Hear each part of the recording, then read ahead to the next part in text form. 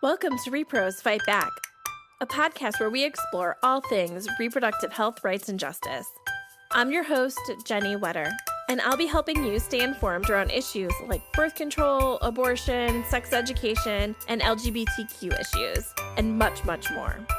Giving you the tools you need to take action and fight back. Okay, let's dive in.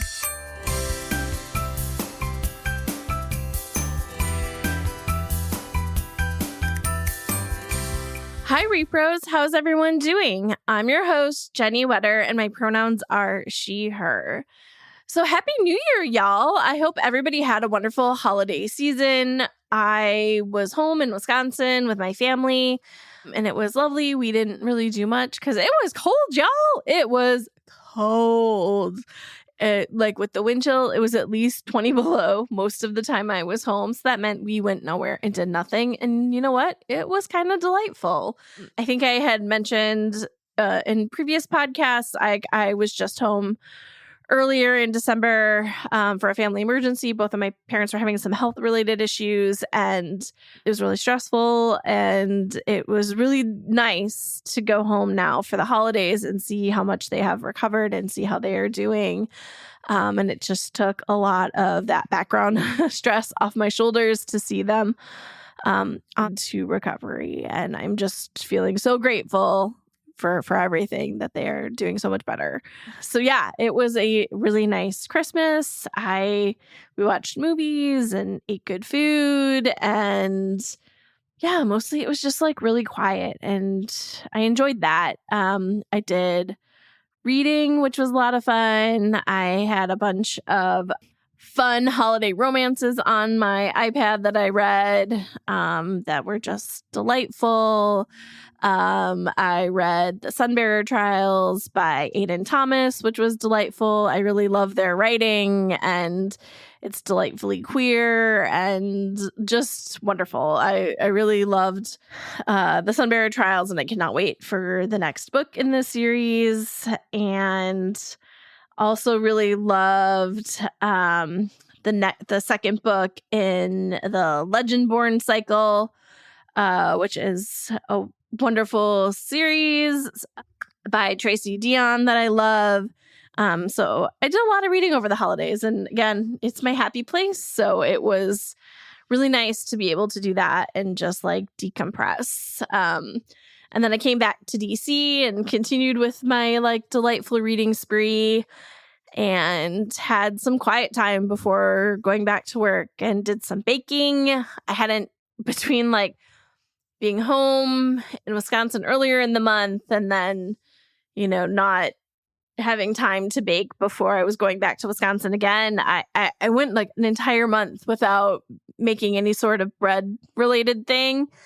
So it was really nice to make bagels last weekend. And it was just really nice to get back in the swing of my Sunday bakes and to have bagels for breakfast all week. It was very nice. Let's see here. Anything else exciting? I think the next really big exciting thing personally was, so before the pandemic, I normally have a pixie cut, and I dyed my normally red hair. We bleached it blonde and then dyed it bubblegum pink, and it was super fun. And then the pandemic hit, and I just let my hair go. And so it was my natural hair color for the first time since I was like, I don't know, maybe a freshman in high school, between like always having like highlights or like dyeing my hair blonde or red or whatever. Like I hadn't had my hair my natural color since probably I was a freshman in high school. So I just let my hair go for the whole pandemic, and it was my natural color, which was a much darker brown than I thought it was. And it was so long, y'all. It was so long. I can't tell you the last time my hair was that long.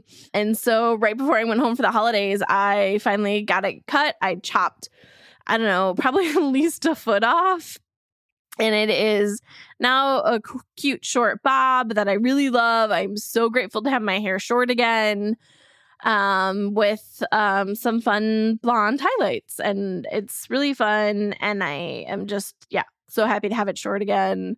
I'll probably go back to my pixie my red pixie at some point, It's kind of high maintenance, and I'm still working from home and not like seeing people a ton. So it seems like a lot of money and effort to get my hair cut and colored every 6 weeks with the pixie it just seems like spending a lot of unnecessary money. So I'm happy to have it in a more low maintenance cut and style for the next while.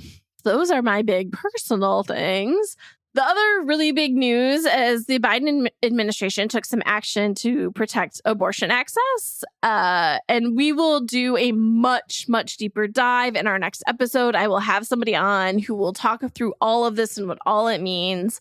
So we'll just do this like really quick right now.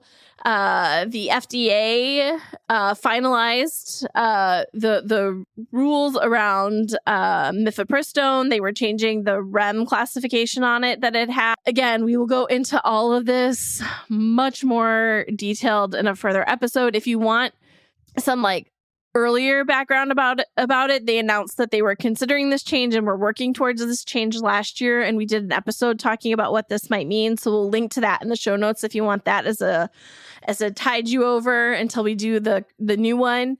So previously you had to go and get mifepristone, which was the first drug in the medication abortion cocktail, from your provider. And you used to have to get it in person. With the pandemic, they had changed that. Now that in-person requirement is permanently gone, which is great news.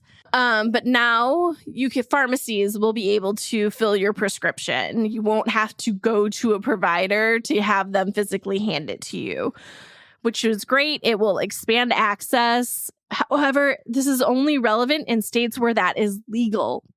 So that means states where abortion is banned, this is not going to help them. So it is really good news, and it is going to expand abortion access and make it easier for people to get abortions, but it is not going to do that everywhere, right? So it is not going to help in many ways that we need it to in states where abortion is already banned. So good news, but it is not a silver bullet. We are still in the middle of a human rights crisis around abortion. The next step that the administration took is the DOJ clarified that it is not illegal to send medication abortion to people in states where abortion is illegal. That will help expand access, but again, it is not going to solve all of the problems, but it is important. It means if you're sending things, you cannot be arrested for sending medication abortion to somebody in another state where abortion is illegal. Again, it will expand access, but it is not a silver bullet and is not going to solve all of the problems. So some good news coming out of the administration. There is so much work to be done to fight to ensure that everybody who needs an abortion, wants an abortion, is able to easily get one. So a long fight ahead.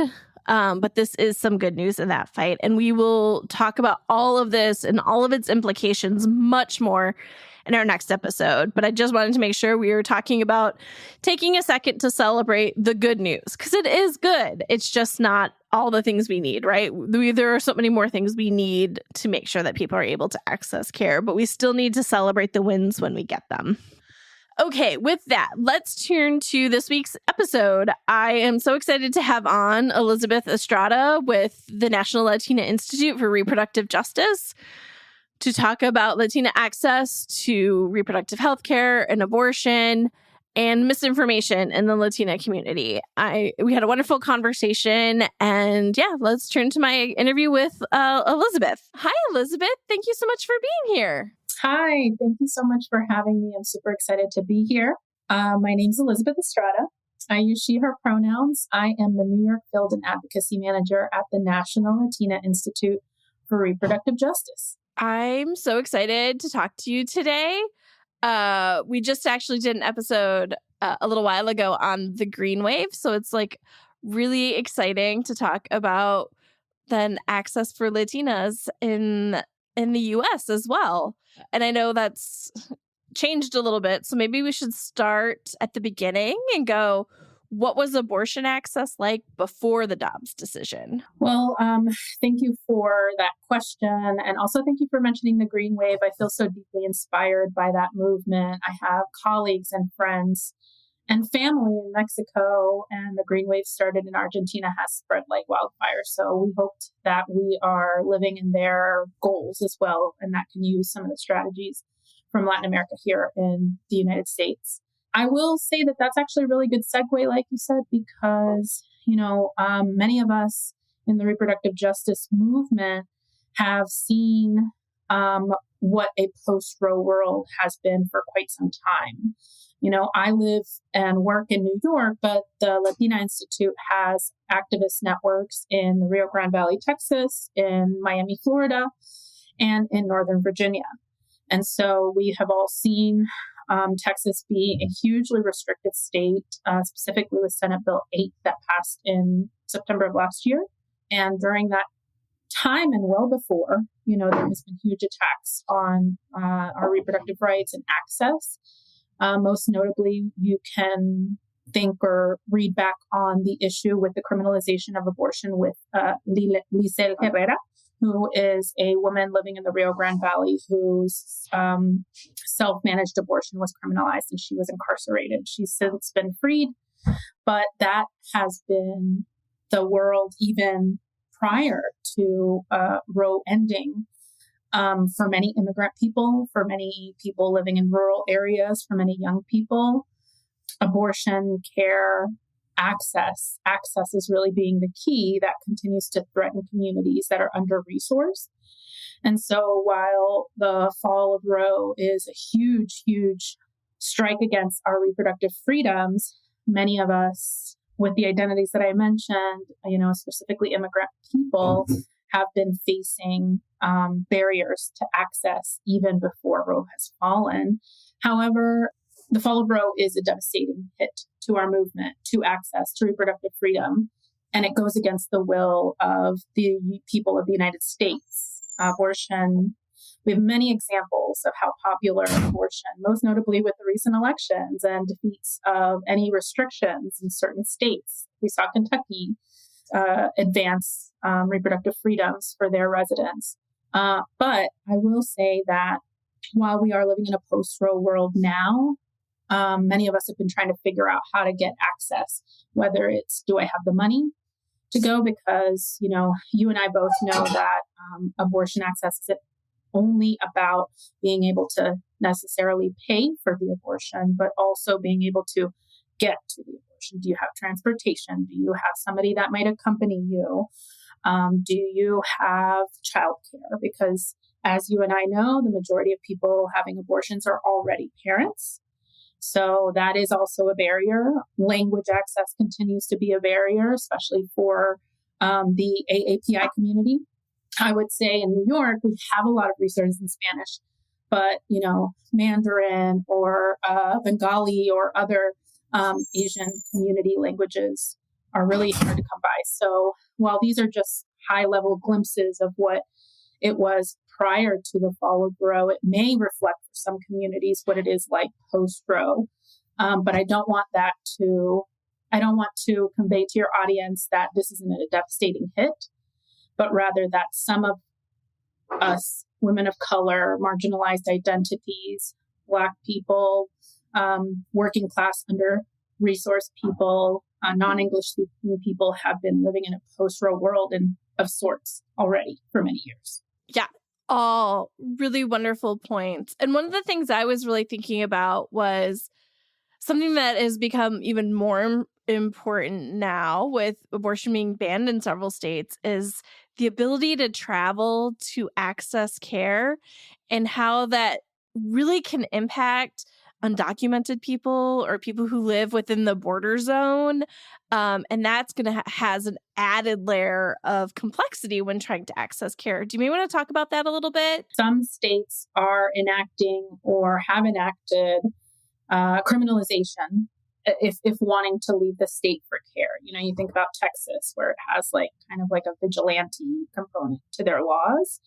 But many of us who, like you mentioned, who are undocumented and living in perhaps border towns or border cities in the United States already face challenges driving to a clinic. If you think about the Rio Grande Valley, McAllen being the last city in the Rio Grande Valley that's comprised of 4 big cities, lost their only reproductive health clinic recently, and travel continues to be a barrier for those without documentation status. And for many immigrant communities, our families are comprised of mixed status people. So maybe your abuela, your granny, or your auntie are not documented, but maybe the younger generation is who was born here. So travel continues to be and always has been really a huge barrier to access, especially for undocumented folks. We already face a lot of surveillance.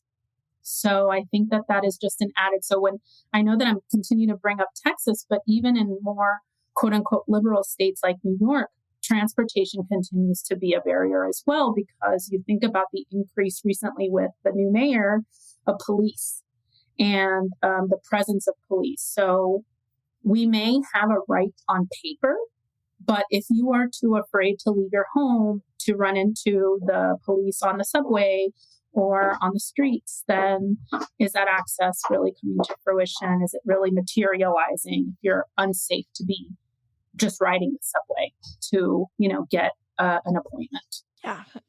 So many layers of just so many things that are just making it so much more difficult to access basic healthcare. It's just layer upon layer of complication.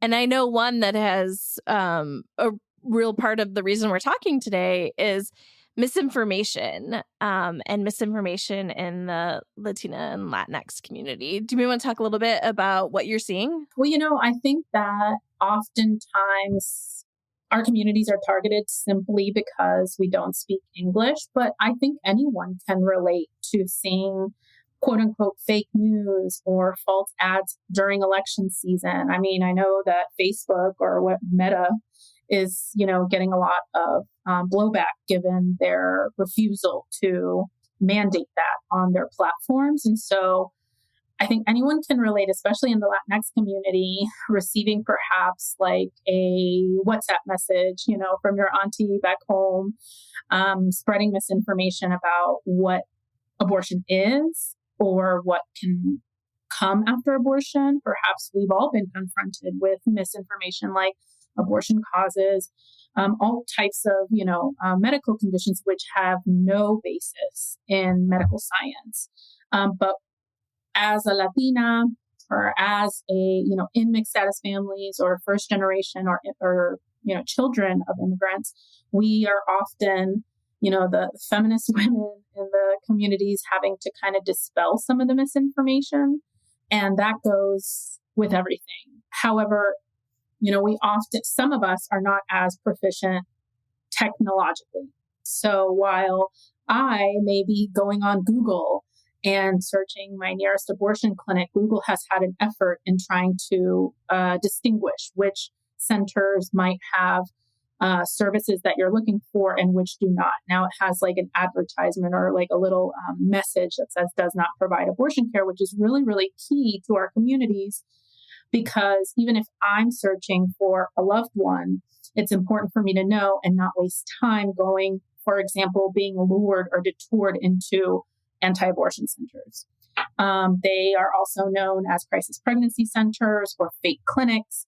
These centers are literally places that spread misinformation and claim to provide resources for folks seeking abortion, but do not provide abortion care at all.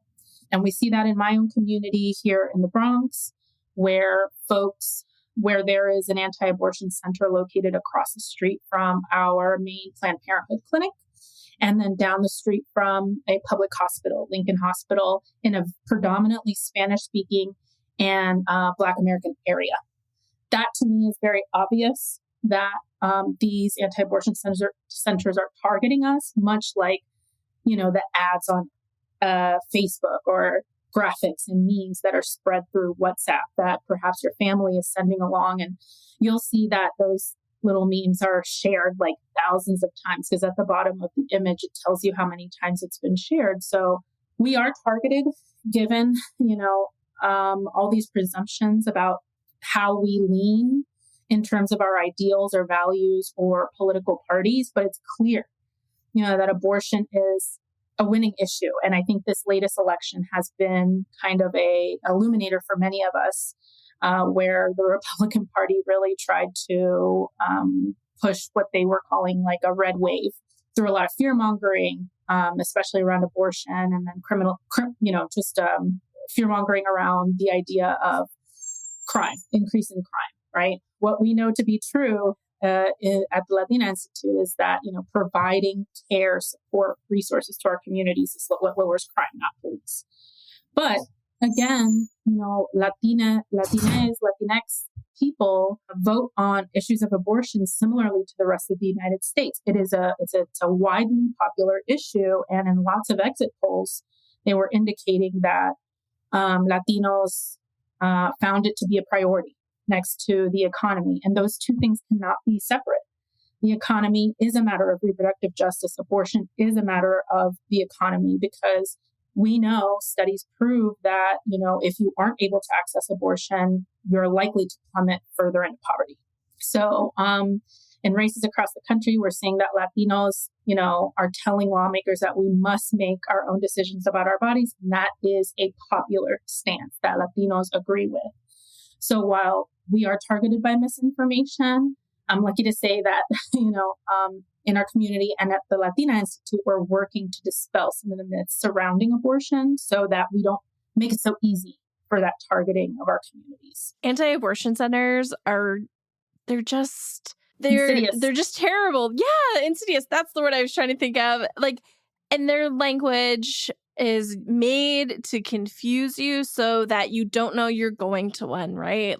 They name themselves something very similar to the clinic you're looking for, or so you think you're going somewhere where they do provide a full range of services. And so as somebody who knows this stuff, I know what to look for, but you shouldn't have to be steeped in this stuff to know that clinic you're looking at is not a clinic. It's an anti-abortion center. And I can't imagine needing to do that level of analysis in maybe not my first language, right? Right. There's just so many ways that you can see where that misinformation or misunderstanding of what these places are can be really extra harmful. It is. And the main tactic is delay. I would say that, and you might agree that many of us, even those who speak the language, have trouble navigating the healthcare system. What's a copay? How much is this coverage? What is in network? What is out network? PPO, HPO, what's the difference? And so that added layer of not knowing and understanding the language makes us really susceptible to being lured into an anti-abortion center, especially when you see pictures in the advertising in windows that look like us. It's, Black and brown folks in the pictures with pregnant bellies offering free services. And when you go inside, in my experience in the Bronx, it has been the opposite. There aren't any free pregnancy tests. There aren't any free ultrasounds, just religious rhetoric that is thrown at you to make you feel shame and guilt, when what people are looking for is support and compassion and access to healthcare in a dignified manner, something we all deserve. I think we can all agree. Absolutely. This whole, it just makes me so angry. I just trying to find care. Basic healthcare should not be this complicated. And it just makes me so mad that it is for everybody, but even more so for some people. And I feel like you saying that reminds me of the new research that the Latina Institute was lucky enough to do with the National Partnership for Women and Families, confirms that the Supreme Court's decision to overturn Roe v. Wade has devastated Latinas the most. So we see nearly 6.5 million Latinas, 42% of all Latinas from 15 to 49 live in the 26 states that have banned or are likely to ban abortion, and they represent the largest group of women of color impacted by these bans or likely state bans that we know are coming. So nearly half of folks who live in these 26 states are already parents, like I mentioned before. So what an impact, just furthering your closeness or proximity to not having money, And so I think nearly 3 million Latinas living in these states are already economically insecure, and close to half of all Latina veterans in the U.S. live in the states that have or are likely to ban abortion after Dobbs. So when you say the impact, that is already what we're seeing. And we know to be true is that the impact lands hardest on women of color, Latinas, Black women, rural folks, young people. I think you brought up a really good point, actually, a couple times now. And I think it's really worth like pulling it out a little bit, because I think it's one of those things that like whatever, and like the broader political conversation seems to get lost a lot. And that is, abortion is an economic issue. They keep wanting to talk about it as like a social issue off to the side, and not quite realizing, no, it has huge economic security implications, and that we need to be talking about it as a reproductive justice, economic justice, like all of it needs to be talked about together. I couldn't agree more. I would say that at the Latina Institute and generally in the reproductive justice movement, we cannot separate the two things. It is a specific intersection for the reasons that I just mentioned, the impact of not having access, but also workers have abortions. And many of the world is comprised of workers. Not many of us can afford not to work and, be able to have insurance, or many of the states don't even cover insurance on their private plans. New York is lucky that we are a state that, private plans cover insurance. But if you don't, you're out of pocket. And so your access to abortion should not depend on how much money you have in your pocket. It should be accessible, it should be dignified, and it should be available anywhere for any reason at any time in your pregnancy. Okay. So what do we need to do to address these issues? We need to do what we're doing right now. We need to talk. We need to talk about why we support abortion access with our loved ones. I recognize that not everybody can be in the streets marching. Like I always say in Spanish, being a professional feminist jodona, which is kind of a feminist buzzkill. Oftentimes we do play that role within our families, often dispelling myths, but we need to talk about why we support abortion access and maybe use the stories or tell our own stories if you feel safe. We need to, for those that are able to be out in the streets, we need to stay organized and connect with organizations in your community that are doing this work, because alone we can do a lot, but organized and together we can do a lot more. We need to lobby our elected officials. There are probably, proactive policy solutions that are happening in your state. I know in New York, we're working with Senator Cleary and Assemblymember Jessica Gonzalez Rojas on a reproductive freedom and equity fund, so that New York can truly be that leader in the abortion access front, given that we have rapidly become a destination state for folks coming from restrictive states. So we need to talk. We need to organize. We need to, lobby our elected officials, and we need to share our stories. I think culture shift is a component of the work that, not to me, but perhaps is like kind of an underestimated tool. But talking to your loved ones, sharing stories is what helps change hearts and minds just at the dinner table. You don't have to go to a lobby session. You don't have to attend a workshop. You can talk to your family and your loved ones about why you support abortion access. Or you can share your own story.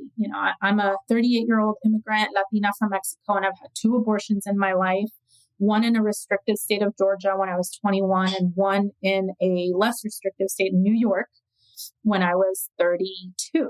And they were both drastically different experiences. So for those of you who are listening now, use my story to talk to your loved ones about why you support abortion access, because you can do that tonight at dinner. Yeah, the culture change is such a big key part that I think sometimes gets undervalued. And there are groups doing great work. I mean, We Testify is doing amazing work, making sure that we are working to shift culture. But it is definitely something that came up in my conversation about the Green Wave, is like that was a big part of what they were doing, is trying to get rid of that stigma. Stigma impacts us in ways we don't even recognize.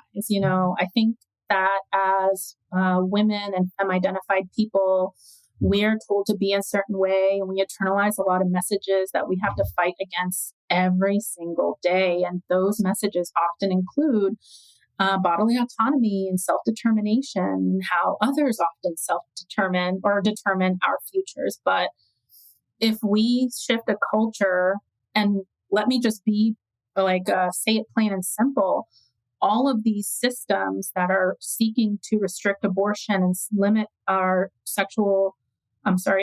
bodily autonomy are tools of the patriarchy. And maybe our movement doesn't call it that, but that's what it is. And it's patriarchal violence. And that continues to be at the center of the feminist movement. And we aren't just the reproductive justice movement. We are a global movement for feminism. And culture shift asks us to say that we will no longer be silenced by shame, and we'll talk about our stories with pride. But we have to work on that, right? Everyone has a journey. And on the other side is a movement waiting to hear your story and people waiting to be moved and compelled by it. It's so funny.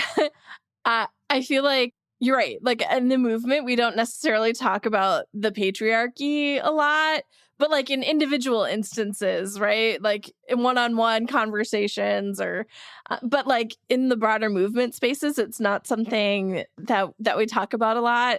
And, but it's funnily enough, I've been recording some stuff for coming out right after Thanksgiving, and somebody else mentioned it, and it's always kind of like, oh, I mean, I guess the patriarchy, and it's just so funny because yes, it's the patriarchy. That's right. Yeah, I think sometimes the messages of the patriarchy aim to delegitimize our experiences, and one of the ways that they've done or tried to do that is by us having to use jargon that is perhaps academic or that doesn't accurately define our lives. But if we're talking about it between us and we can kiki about it, and cheese me out about it, then we most certainly should add it to our talking points, because at the end of the day, we all must know what the end goal is. And that is to, like Bell Hooks said, end the white supremacist capitalist patriarchy. And I live by that. And that is what guides me. Oh man, that feels like the perfect spot to end. But we do need to do the last bit of what actions can our audience take right now? I feel like we kind of already hit on a bunch of it, but... Well, to reiterate, let's share our stories. Let's talk about the issues that are sometimes hard to talk about, abortion being one of them. I think that is one of those ways that we can shift our culture to one of compassion and dignity so that we can all access health. And, I often say that one of the first barriers, if you have the right, you have the access, and you have the means to access abortion, perhaps even your own family might shame you out of accessing your right to do that. So I think culture shifting, and like I said, it's about to be dinner time. Let's talk about it at the dinner table. But also, I think federally, we at the Latina Institute, we've been working to advance the Heal for Immigrant Families Act that lifts the 5-year ban on newly arrived immigrants' access to abortion. So yes, the Heal for Immigrant Families Act removes the 5-year ban on newly arrived immigrants' access to healthcare, because obviously 5 years is too long to wait to access healthcare. It's a matter of life and death. We've also been working here locally in New York with elected officials on the Reproductive Freedom and Equity Fund. These are policies that would provide funding not only to folks seeking care, but to providers and safety of providers, because we recognize that providers face violence. And so we need to protect our providers so that they can do their work, their life-saving work, to providing access to the community.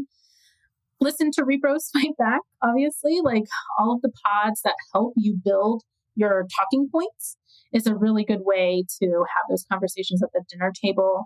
Be organized, be connected to an organization that is doing work for reproductive justice. Please research your local abortion fund. Here in New York, the New York Abortion Access Fund provides care. In New Jersey, there's the New Jersey Abortion Access Fund. In Georgia, there's ARC Southeast. There's an abortion fund in every state, ready, willing, and able to help you pay for your abortion care, and also for practical support, because we talked about how needing abortion care also requires you have to leave the kids somewhere, and so child care, transportation, all of those likes are important to do. So those are action steps that people can immediately do after listening to this podcast. Well, Elizabeth, it was wonderful talking to you today. Thank you so much for being here. Thank you so much. It was such a pleasure being with you.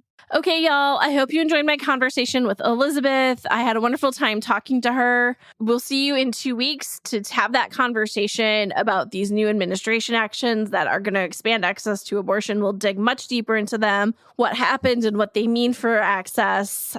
Okay, y'all, if you have any questions or comments or something you would like to talk to us about, please feel free to shoot me an email at Jenny, JENNIE, at reprosfightback.com. Or you can find us on Facebook and Twitter at rePROs Fight Back or at rePROs FB on Instagram. Otherwise, I will see you in 2 weeks to talk about some good news.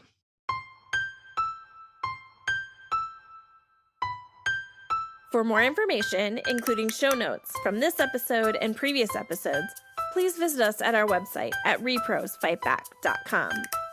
You can also find us on Facebook and Twitter at rePROs Fight Back and on Instagram at rePROs FB. If you like our show, please help others find it by sharing it with your friends, and please rate and review us on Apple Podcasts. Thanks for listening.